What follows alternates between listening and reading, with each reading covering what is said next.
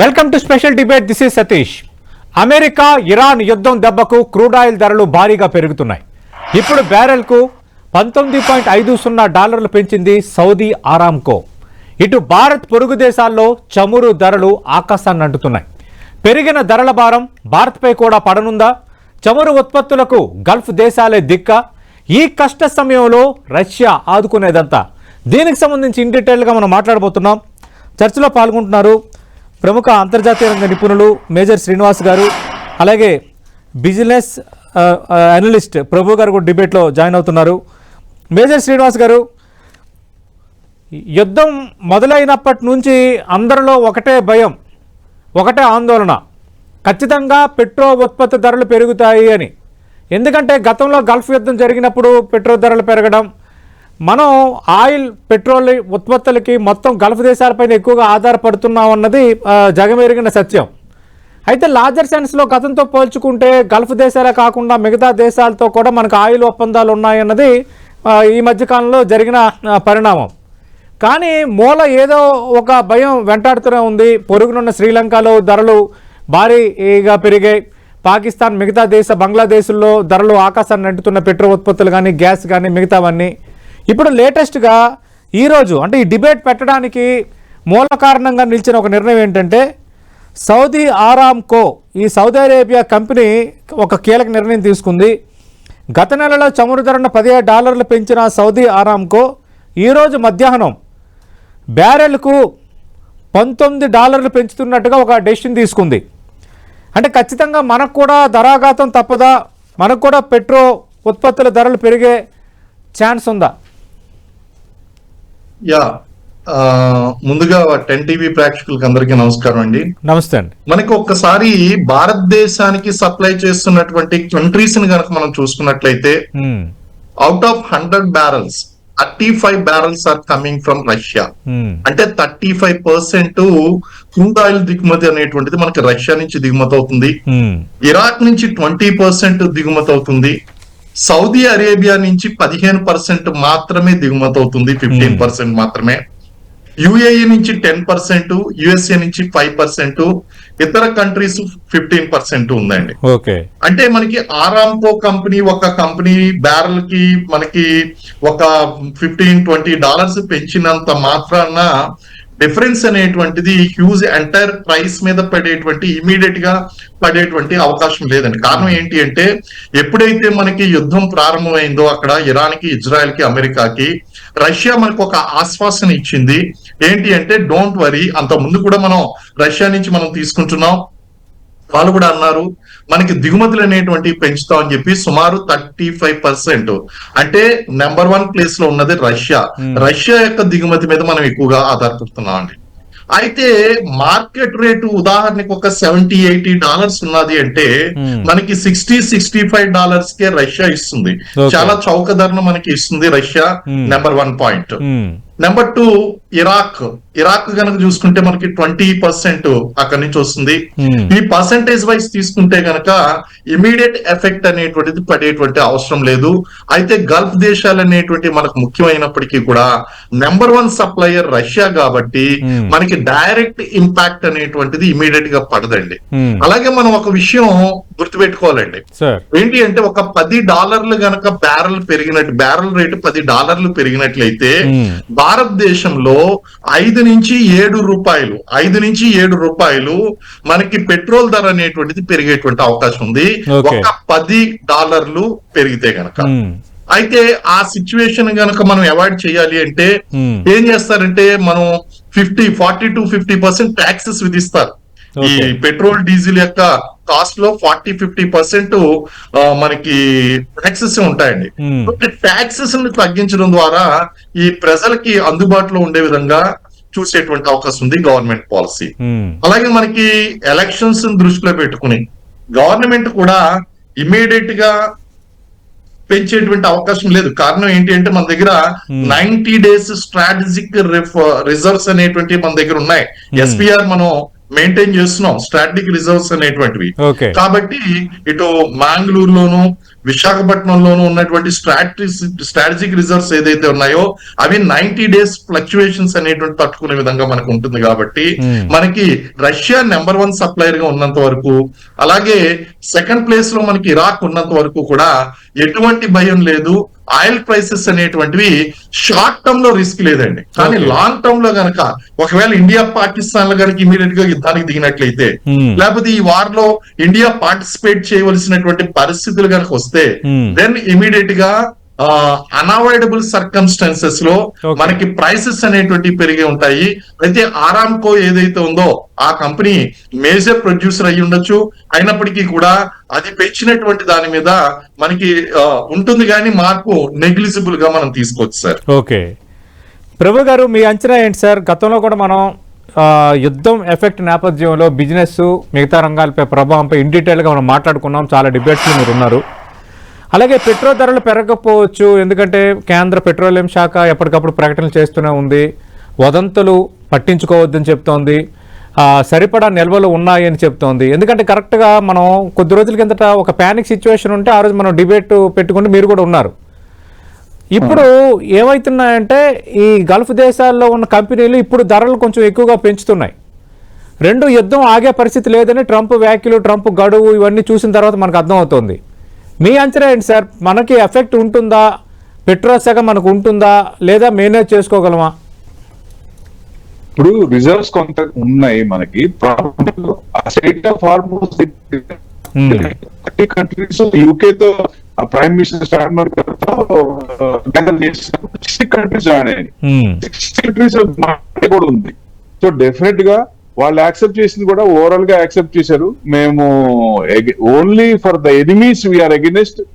War ఆగిపోయినా గానీ US కి, నాటోకి అండ్ యూరోపియన్ కంట్రీస్ కి మేము తర్వాత కూడా మేము పర్మిషన్ ఏమో మిగతా మాకు ఓకే అన్నట్టు సూచనప్రాయంగా వాళ్ళు చెప్పినట్టు ఇది తెలుస్తోంది. సో డెఫినెట్ గా అతి తొందరలోనే మేబీ అది ఓపెన్ అయింది అనుకోండి. ఏషియన్ కంట్రీస్ కి క్రూడ్ ఈజ్ ఇంపార్టెంట్, దాని మీద ఆధారపడ్డాం కాబట్టి 80% లో. సో డెఫినెట్ గా అది ఓపెన్ అయితే ఆటోమేటిక్ గా, ఎందుకంటే మనకి దీనికంటే ఈ కాస్టం కంటే పైన ఇంకో కాస్టం ఉంది, కాలుతూనే ఉంది. అది రష్యా యుక్రెయిన్ వార్, దాని పని దాన్ని చేసుకుంది, కానీ మనకేం ఎఫెక్ట్ పడలేదు కదా. సో సేమ్ అట్లానే ఈ వార్ ను కూడా అంతే చూడొచ్చు.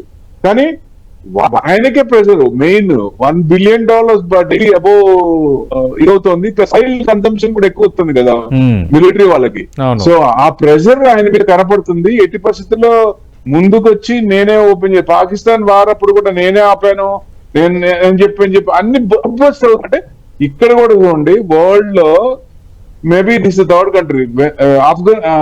మన వెనిజులా గానీ, ఆఫ్ఘనిస్తాన్ కానీ, వియత్నాం కానీ వార్ అయినప్పుడు అది ఓడిపోతున్నా అని తెలిసినప్పుడు ఎసెట్స్ పడ్డారు. ఎప్పుడైతే ఇక్కడ మనం ఇరాన్ ని కొట్టలేము, చూస్తే వాళ్ళు లోపల ఉన్నారంటే వాళ్ళని బయటికి చేయటం అనేది చాలా కష్టం, కంట్రోల్ కాదు. అంటే వెనక్కి తగ్గాల్సింది ట్రంప్. ఎందుకంటే వెనక్కి తగ్గడానికి ఎట్లా కావాలని తెలియట్లేదు కనుక. సో వార్ ఆపాలి, ఏదో రకంగా ఆపాలి అంటే ఎన్ని రకాల ప్రయత్నం. ఇప్పుడు ఇవాళ కూడా మైనస్ మార్కెట్, యాక్చువల్ గా యుఎస్ మార్కెట్స్ కూడా మైనస్ నుంచి ప్లస్ కి వచ్చినాయి. ఎందుకంటే ప్రతి ఇష్యూ కూడా ముందు 48 తర్వాత 5 days అన్నారు, తర్వాత 10 days అన్నారు. రోజు ఏం చెప్తాడు ఆయన, ఇరాన్ కూడా యాక్సెప్ట్ చేస్తుంది మేము అన్నట్టు ఒక మార్కెట్ కు ఫీలింగ్ ఇస్తాడు.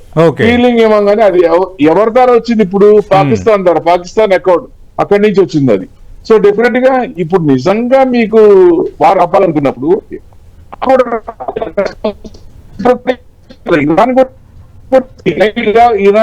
ఇరాన్ కనుక ప్లస్ మేము ఒప్పుకోవట్లేదు, 45 days మాకు మేము కండిషన్స్ ఒప్పుకోవట్లేదు అంటే ఆయన సీట్ లో వచ్చిన దగ్గర నుంచి, స్టార్ట్ చేసిన దగ్గర నుంచి అన్ఇంప్లిమెంట్ of the stock market, from the stock market ఇది ఇస్తాయి. మన దగ్గరికి వచ్చే వాళ్ళకి రేట్లు పెంచాలంటే election, West Bengal elections last day అనే మిగతా అన్ని కూడా పాకిస్తాన్ చూస్తే 500 దాదాపు 500 వెళ్ళింది లీటర్.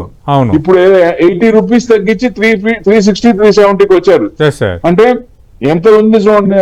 సో మనకి ఇప్పుడు డిఫరెంట్ గా పెంచుతారు, ఎలక్షన్ పెంచలేదు కానీ Okay. పెంచడం ఆగరండి. మన గవర్నమెంట్ కూడా ఎట్టి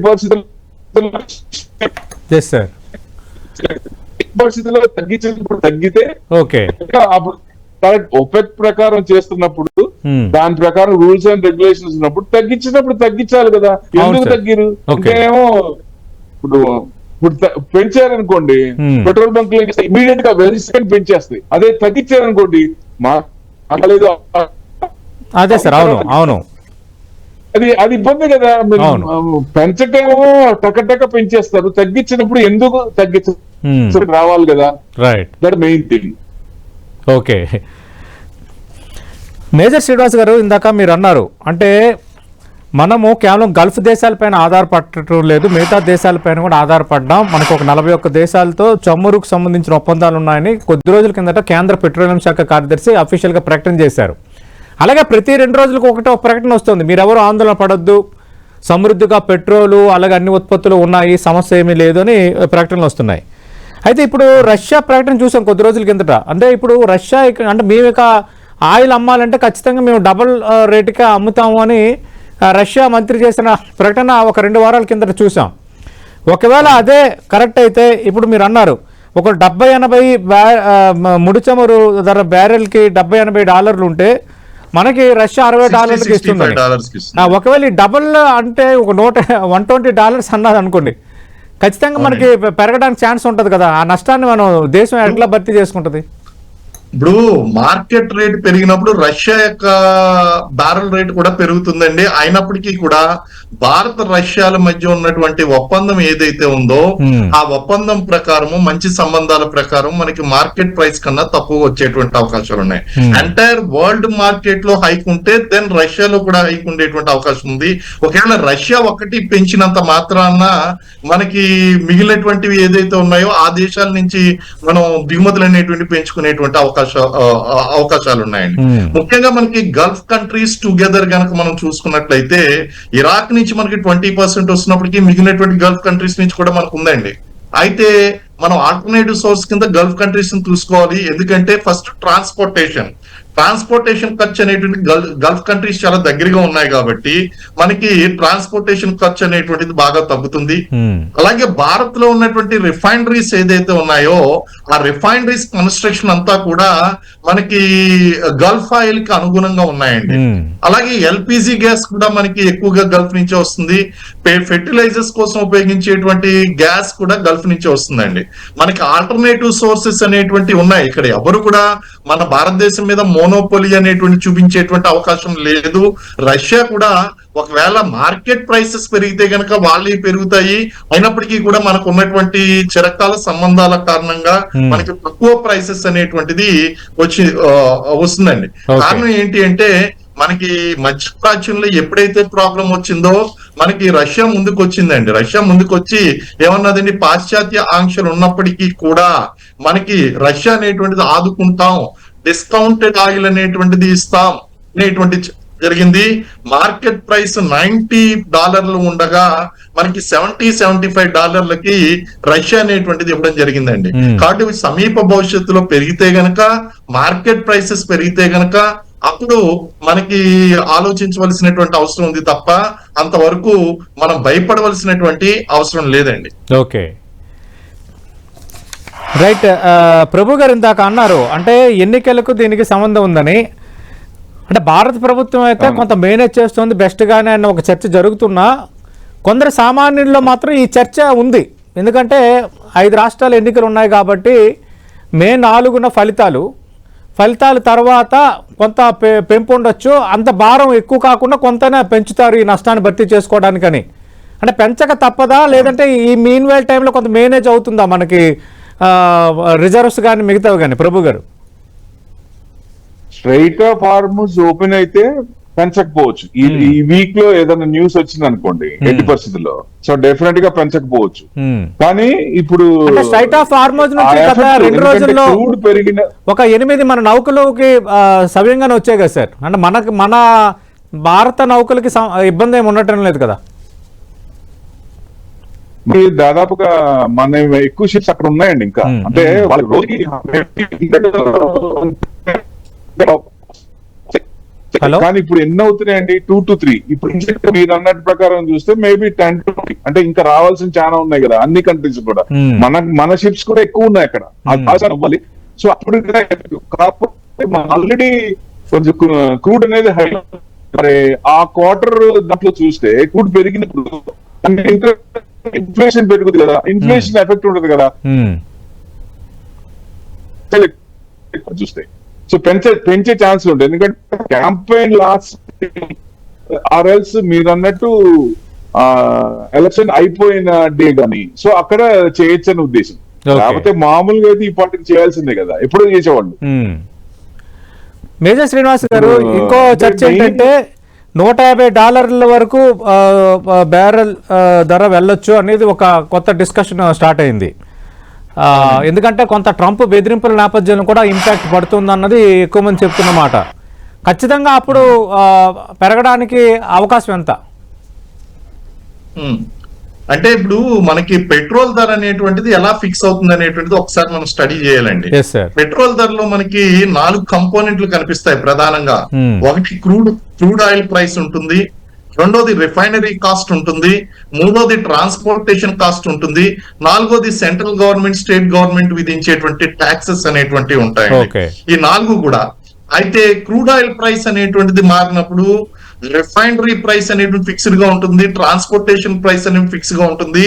మనం ఎక్కడ డిఫరెన్స్ క్రియేట్ చేయగలం అంటే పెట్రోల్ లో ఉండేటువంటి 45 to 50% ఉన్నటువంటి ట్యాక్స్ లో మనం we can play it around. ఒకవేళ కనుక అటువంటిది ఏమన్నా జరిగింది అంటే గనక మనకి డెఫినెట్ గా ట్యాక్సెస్ అనేటువంటివి తగ్గించి దాన్ని ఇమీడియట్ గా దాన్ని పెరగకుండా. అలాగే మనం ఇండియాలో ఆయిల్ ఎనర్జీ విషయంలో ఒక పాలసీ మనం ప్రయోగిస్తున్నాం. క్రూడ్ ఆయిల్ ధరలు పెరిగినప్పుడు ఏం చేస్తున్నాం అంటే ట్యాక్సెస్ అనేటువంటివి తగ్గిస్తున్నాం. దాన్ని మళ్ళీ ట్యాక్సెస్ ఎప్పుడు రికవర్ చేస్తున్నాం అంటే క్రూడ్ ఆయిల్ ధర తగ్గినప్పుడు ట్యాక్సెస్ తగ్గించకుండా అదే స్టేజ్ లో వదిలేసి ఆ యొక్క నష్టాన్ని భర్తీ చేసుకోవడం అనేటువంటి జరుగుతుందండి. కాబట్టి లాంగ్ టర్మ్ పాలసీ అనేటువంటిది మనకి ఈ ఆయిల్ ప్రైసెస్, డీజిల్ ప్రైసెస్ అనేటువంటివి ఉన్నాయి కాబట్టి ఇమీడియట్ గా మనకి పెరిగేటువంటి థ్రెట్ ఏమీ కనిపించదు. అలాగే ఈ పెట్రోల్ డీజిల్ ధరలు అనేటువంటివి direct indication of vote bank అండి మీకు డైరెక్ట్ గా. ఎందుకంటే మన ఇండియాలో ఉన్నటువంటి పాలకుల యొక్క తప్పేం లేకపోయినా సరే ఇంటర్నేషనల్ మార్కెట్ కండిషన్స్ కారణంగా ఒకవేళ ఏదన్నా ప్రైసెస్ కనుక పెరిగితే ఇక్కడ ఉన్నటువంటి గవర్నమెంట్ లో నెక్స్ట్ ఎలక్షన్ లో కూలిపోవడం అనేటువంటి జరుగుతుంది. కాబట్టి ఇది చాలా డెసిసివ్ మేకింగ్ ఆస్పెక్ట్ కాబట్టి మనం ఈ విషయంలో సాధ్యమైనంత వరకు సామాన్యులపై డీజిల్ మరియు పెట్రోల్ యొక్క ధరలు అనేటువంటివి ఇంపాక్ట్ పడకుండా చూస్తాం. ఒకవేళ పడినా సరే అది 5-10 రూపాయల మధ్యలో ఉండే విధంగానే చూసుకోవడం అనేటువంటి జరుగుతుంది. ఇప్పటికే గవర్నమెంట్ కూడా అధిక విషయాల్లో బ్లేమ్ చేయబడుతుంది. పెట్రోల్ డీజిల్ కాస్ట్ అనేటువంటిది లాస్ట్ 20 years బ్యాక్ కి ఇప్పటికీ కాస్ట్ కనుక చూసుకున్నట్లయితే ఆల్మోస్ట్ ఆల్ డబల్ అయ్యింది అనేటువంటి అపవాదు కూడా నడుస్తుంది. కాబట్టి వీటన్నిటిని దృష్టిలో పెట్టుకుని ఆ ఇంటర్నేషనల్ మార్కెట్ కండిషన్స్ ప్రకారం పెరిగినట్లయితే ఇట్ ఈస్ మనం చేయగలిగింది ఏం లేదు. అయినప్పటికీ దాని యొక్క ఇంపాక్ట్ అనేటువంటిది మినిమం గా ఉండే విధంగా మన గవర్నమెంట్ పాలసీ అనేటువంటిది ఉంటుంది. ఓకే, అంటే వాట్ అబౌట్ ఎల్పిజి? ఎందుకంటే ఇప్పుడు ఎల్పిజి అనేది కొంత సమస్యగా మనకు కనిపిస్తోంది. అవునండి, ఎల్పిజి విషయం దగ్గరకు వచ్చేసరికి ఇంకా మనం హెల్ప్లెస్ గా ఉన్నాం. కారణం ఏంటి అంటే ఎల్పిజి విషయంలో మనం ఇక్కడ కువైట్ ఈ కంట్రీస్ మీద మనం ఎక్కువగా ఆధారపడుతున్నామండి. అదేవిధంగా హార్ముజ్ జలసంధి నుంచి రావాల్సినటువంటి నౌకలు అనేటువంటి మధ్యలో మనకి ఇబ్బంది పెట్టడం కారణంగా మనం వేరే కంట్రీ మీద డిపెండ్ కాలేకపోవడం వలన మనకి ఈ డొమెస్టిక్ గ్యాస్ విషయంలో అలాగే కమర్షియల్ గ్యాస్ విషయంలో కొంతవరకు స్కేర్సిటీ అనేటువంటిది ఎదుర్కోవడం జరిగింది. ముఖ్యంగా కమర్షియల్ సిలిండర్ అనేటువంటిది 1200 రూపాయలకి వెళ్ళిపోవడం, మధ్యలో కొన్ని హాస్టల్స్, హోటల్స్ కూడా ఇండస్ట్రీ అనేటువంటిది ఇంపాక్ట్ కావడం అనేటువంటిది మనకు కనిపించింది. అయితే ఇది అన్అవాయిడబుల్ సిచ్యువేషన్ కాబట్టి ఇంకా మనకు అది తప్పలేదు. కారణం ఏంటి అంటే ఎల్పిజి విషయంలో మనం చాలా తక్కువ కంట్రీస్ మీద మనం డిపెండ్ అయ్యామండి. ముఖ్యంగా గల్ఫ్ నుంచి ఎక్కువగా వచ్చింది. మనకి ఇక్కడ ప్రాబ్లం అంతా కూడా గల్ఫ్ నుంచే ఉంది కాబట్టి ఎల్పిజి విషయంలో ఇంపాక్ట్ అనేటువంటిది కనిపించింది. దాన్ని ప్రజలు కూడా అర్థం చేసుకున్నారు. ఎందుకంటే అక్కడ ఇరాన్ లో వచ్చినటువంటి ప్రాబ్లం ఏదైతే ఉందో అది భారతదేశం ఆపగలిగినటువంటిది కాదు. భారతదేశం ఆపినా సరే అది అక్కడ ఆగదు. ట్రంప్ మన మాట వినడు. కాబట్టి అక్కడ ఇబ్బంది అయితే మాత్రం మనకి జరిగిందండి ఖచ్చితంగా. కాబట్టి ఎల్పిజి విషయంలో డిఫరెంట్ అనాలిసిస్ అనేటువంటిది అక్కడ వర్కౌట్ అయింది. అంటే ఎప్పటికల్లా సిచ్యువేషన్ కొంత నార్మల్కి వచ్చే అవకాశం ఉంది. ఎందుకంటే ట్రంప్ విధించిన గడువు భారత కాలమాన ప్రకారం రేపు ఉదయం 6 గంటలతో ముగియబోతోంది. మరోవైపు 45 days సీజ్ ఫైర్ కు కొన్ని దేశాలు మధ్యవర్తిత్తులుగా ప్రయత్నిస్తున్నాయి అంటున్నారు. ఆ వాతావరణం అంతగా సానుకూల ఫలితాలు ఇస్తుందన్న అంచనా అయితే కనిపించడం లేదండి. ఏంటంటే ఇప్పుడు ప్రెసెంట్ సినారియోలో గనక మార్పు కావాలి అంటే అది కేవలం ఇరాన్ యొక్క చేతిలో ఉంది తప్ప ట్రంప్ కోరుకున్నంత మాత్రాన్నో ప్రపంచ దేశాలు అభిలషణీయంగా కోరుకున్నంత మాత్రాన్న ఇది జరిగేటువంటిది కాదు. కేవలం ఇది ఇరాన్ యొక్క చేతిలో ఉందండి. మనం యుద్ధం ప్రారంభమైనప్పుడే మనం అనుకున్నాము కేవలం 5 రోజుల్లో ముగించేసేటువంటి యుద్ధం కాదు. ఇది ఖచ్చితంగా రష్యా ఉక్రెయిన్ వార్ లాగా, ఇరాన్ ఇరాక్ వార్ లాగా ఇది లాంగ్ టర్మ్ అనేటువంటిది నడుస్తుంది. చాలా ఇరాక్ అండ్ అమెరికా అప్పుడు కూడా చూసినప్పుడు లాంగ్ టర్మ్ గా మనకు నడిచినటువంటి దాఖలాలు మనకు కనిపించినాయి. ఇవన్నీ కూడా మనం చూస్తూ ఉంటే ఈ వార్ అనేటువంటిది మనం లాంగ్ టర్మ్ గా ప్రిపేర్ అవ్వాల్సి ఉంటుంది. ఈ ప్రైసెస్ అనేటువంటివి నియర్ ఫ్యూచర్ లో ఇంకా పెరిగేటువంటి అవకాశం ఉంది. అయితే దాని యొక్క ఎనర్జీ సెక్యూరిటీ పాలసీలో భాగంగా దాన్ని తగ్గించేటువంటి ప్లాన్స్ అయితే మనం చేసుకుంటున్నాము. కానీ నియర్ ఫ్యూచర్ మనకి ఎటువంటి దాఖలాలు కనిపించడం లేదు. ట్రంప్ యొక్క వాయిదాలు కూడా ఎలా ఉన్నాయంటే ఎవరైనా వార్నింగ్ ఒకసారి ఇస్తారండి, కానీ ఆయన ఏంటి అంటే ఏదో వాయిదాల మీద టారిఫ్స్ విధించినట్టు వాయిదాల ప్రకారం గడువును పెంచుకుంటూ పోతూ ఉన్నాడు. ఇది చాలా హాస్యాస్పదంగా ఉంది ఆయన ఇచ్చినటువంటి గడువులన్నీ కూడా. ఏదేమైనప్పటికీ కూడా టెంపరరీ సీజ్ ఫైర్ అనేటువంటిది సిచ్యువేషన్ లో కొంతవరకు మార్పు అనేటువంటిది తీసుకొచ్చేటువంటి అవకాశం ఉంది. But this scenario is going to continue maybe near together. Prabhu గారు, డిబేట్ ముగించే ముందు ట్రంప్ ఇచ్చిన గడువు రేపటితో ముగిపోతుంది. ఒకవేళ యుద్ధం అన్నాక నెక్స్ట్ లెవెల్కి వెళ్ళబోతుందని అంతర్జాతీయ నిపుణులు అంటున్నారు. మార్కెట్స్ పై ఇంపాక్ట్ ఎలా ఉండొచ్చు బ్రీఫ్ గా? ఎస్కలేట్ అయితే డెఫినెట్ గా మార్కెట్ పడుతుంది. అంటే లోవర్ లెవెల్స్ అంటే మార్కెట్ మనకి ఆయన ఎంత ప్రెషర్ పెట్టినా వాలటాలిటీ పెరిగింది కానీ క్లోజింగ్ పాయింట్స్ అంత పడట్లేదు. చూడండి 100 points 150 points అంటుంది లాస్ట్ వీక్ కూడా. అంటే ఇదివరకు 100 points నిఫ్టీ అంటే గగనం, కానీ ఇప్పుడు నిన్నటి హై నుంచి ఇవాళ లో కానీ నిన్నటి లో నుంచి ఇవాళ హై కానీ 500-600 points. అంటే యుఎస్ లో ఉన్న వోలటాలిటీని ఆయన ఇండియాకి ట్రాన్స్ఫర్ చేశారని అనిపిస్తుంది. అంటే అక్కడే మ్యానిపులేషన్ కాదు, ఇండియాలో కూడా మ్యానిపులేషన్ ఇది అది ట్రంప్ మ్యానిపులేషన్ అట్లా కనపడుతుంది. ఎందుకంటే చిన్న చిన్న ఇన్వెస్టర్స్ చాలా దెబ్బతింటారండి. ఎందుకంటే ట్రేడింగ్ చేసే వాళ్ళు విపరీతంగా ఇది అయిపోతారు. ఎందుకంటే గ్యాప్ అప్ అంటే గ్యాప్ డౌన్ అవుతుంది, గ్యాప్ డౌన్ అంటే గ్యాప్ అప్ అవుతుంది. అంత ఫ్లక్చువేషనింగ్ లో ఎక్కువ మంది కూడా మనకి బిలో మిడిల్ క్లాస్ ఎక్కువ కాబట్టి చాలా మంది మార్కెట్ నుంచి ఏదో ప్రయత్నం చేసి ఏదో చిన్న చిన్నగా కొంచెం చేద్దామని చూసుకుంటారు. కానీ ఇట్లా వాలటాలిటీ ఎక్కువ ఉన్నప్పుడు ఇబ్బంది పడతారు. అంటే ఎట్టి పరిస్థితుల్లో స్ట్రైట్ ఆఫ్ హార్మూజ్ ఓపెన్ అయితే మనకి పాజిటివ్ అవుద్ది. వార్ నడుస్తున్నా మనకి పెద్ద ఎఫెక్ట్ ఉండదు కాబట్టి డెఫినెట్ గా ఆ పరిస్థితి కనిపించడం లేదు. చూద్దాం, రేపంతా బాగుండాలని కోరుకుందాం. ఎందుకంటే ఎక్కడో జరుగుతున్న యుద్ధానికి ప్రపంచం మొత్తం బాధ్యులుగా నిలుస్తున్న వేళ ప్రధానంగా ఈ పెట్రోల్ ఉత్పత్తుల ధరలు కూడా మన ఇండియాలో పెంచక తప్పదా? అంతర్జాతీయంగా బ్యారెల్ ధర పెరుగుతున్న నేపథ్యం, ఎదురవుతున్న సవాళ్లు, యుద్ధం కంటిన్యూ అయితే స్ట్రైట్ ఆఫ్ హార్మోజ్కి మళ్ళీ రిస్ట్రిక్షన్స్ పెడితే అటు చమురు నౌకలకు ఒకవేళ నిబంధనలు అనేవి అప్లై అయితే ఏం జరగబోతుందన్నది అందరిలోనూ కనిపిస్తుంది. పొరుగు దేశాల్లో పెరిగాయి. 5 రాష్ట్రాల ఎన్నికలు ఉన్న నేపథ్యంలోనే కొంత వెనక్కి తగ్గారన్న చర్చ కూడా ఒకవైపు నడుస్తున్న నేపథ్యంలో పెరగకూడదని కోరుకుందాం. పెరిగితే మాత్రం అన్ని రంగాలు ఎఫెక్ట్ అయ్యే వాతావరణం ఉంది. కొంత ఆర్థిక వ్యవస్థకు పై ప్రభావం పడే ఛాన్స్ కూడా ఉంది. ఇది వాటి స్పెషల్ డిబేట్. థ్యాంక్ యూ ప్రభు గారు, థ్యాంక్ యూ మేజర్ శ్రీనివాస్ గారు.